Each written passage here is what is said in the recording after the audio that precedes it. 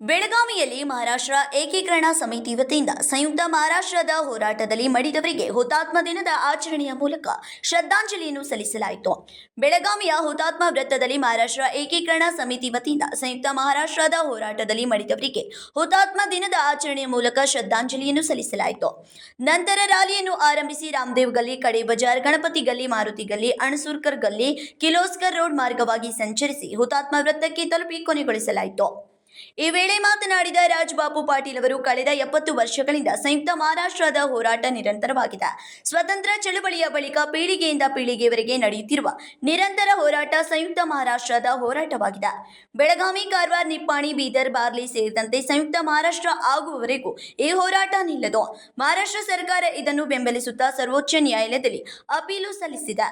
ಈ ವಿವಾದವನ್ನ ಸಂಸತ್ತಿನಲ್ಲಿ ಕಳುಹಿಸಿ ಕೂಡಲೇ ಅಲ್ಲಿ ಇದರ ಕುರಿತು ನಿರ್ಣಯವಾಗಲಿ. ಅಲ್ಲಿಯವರೆಗೂ ಈ ಹೋರಾಟವನ್ನು ಜಾರಿಯಲ್ಲಿಟ್ಟು ಹುತಾತ್ಮರಿಗೆ ಶ್ರದ್ಧಾಂಜಲಿಯನ್ನು ಸಲ್ಲಿಸೋಣ ಎಂದರು. ಈ ಸಂದರ್ಭದಲ್ಲಿ ಮಹಾರಾಷ್ಟ್ರ ಏಕೀಕರಣ ಸಮಿತಿಯ ಮಾಲೋಜಿರಾವ್ ಅಷ್ಟೇಕರ್, ನಗರ ಸೇವಕರಾದ ರವಿ ಸಾಳುಕೆ, ನಗರ ಸೇವಕ ಶಿವಾಜಿರಾವ್ ಮಂಡೋಳ್ಕರ್, ಸರಿತಾ ಪಾಟೀಲ್, ಸುಧಾ ಬಾತ್ಕಂಡೆ, ಮದನ್ ಭಾಮನೆ, ರಮಾಕಾಂತ್ ಕೊಂಡಸ್ಕರ್, ಶುಭಂ ಶೆಳ್ಕೆ, ಅಶೋಕ್ ಕೇಸರ್ಕರ್, ಪ್ರಕಾಶ್ ಮರಗಾಳೆ, ಶಿವಸೇನೆಯ ಪ್ರಕಾಶ್ ಶಿರೋಡ್ಕರ್ ಸೇರಿದಂತೆ ಹೆಚ್ಚಿನ ಸಂಖ್ಯೆಯಲ್ಲಿ ಇನ್ನುಳಿದವರು ಭಾಗಿಯಾಗಿದ್ದರು.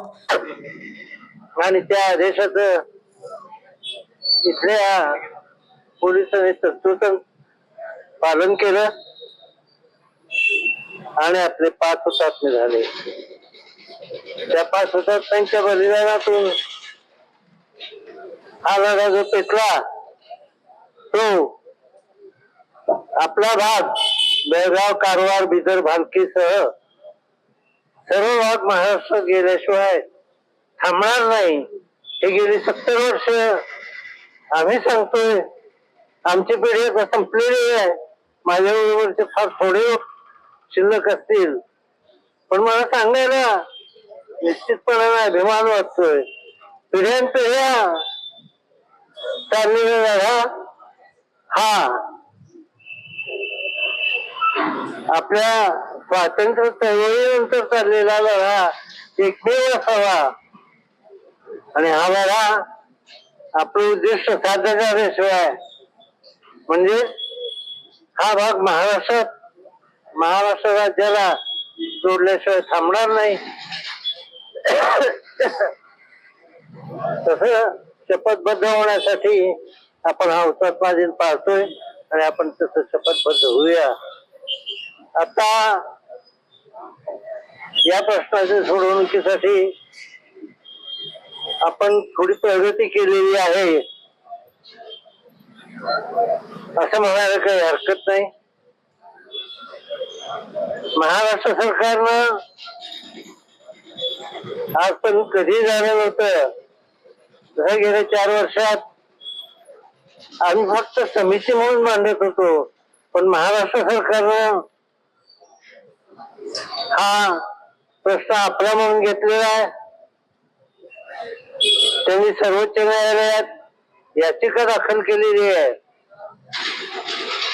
या प्रश्नाच्या सोडवणुकीसाठी आणि त्यात मागणी अगदी साधी आहे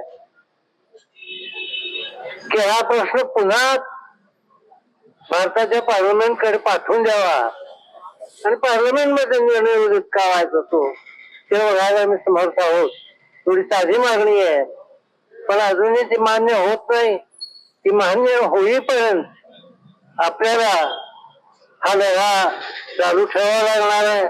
मान्य झाल्यानंतर त्यात काय युक्तिवाद करायचा सर्वोच्च न्यायालयात किंवा पार्लमेंट मध्ये तो आपल्याला करता येईल. तर ते होईपर्यंत किमान आपलं ऐक्य आजपर्यंत आपण गेले 70 वर्ष अभ्यंतर ठेवलेलं आहे, त्याचप्रमाणे अभ्यंतर ठेवूया आणि या हुतात्म्यांना श्रद्धांजली वाहूया.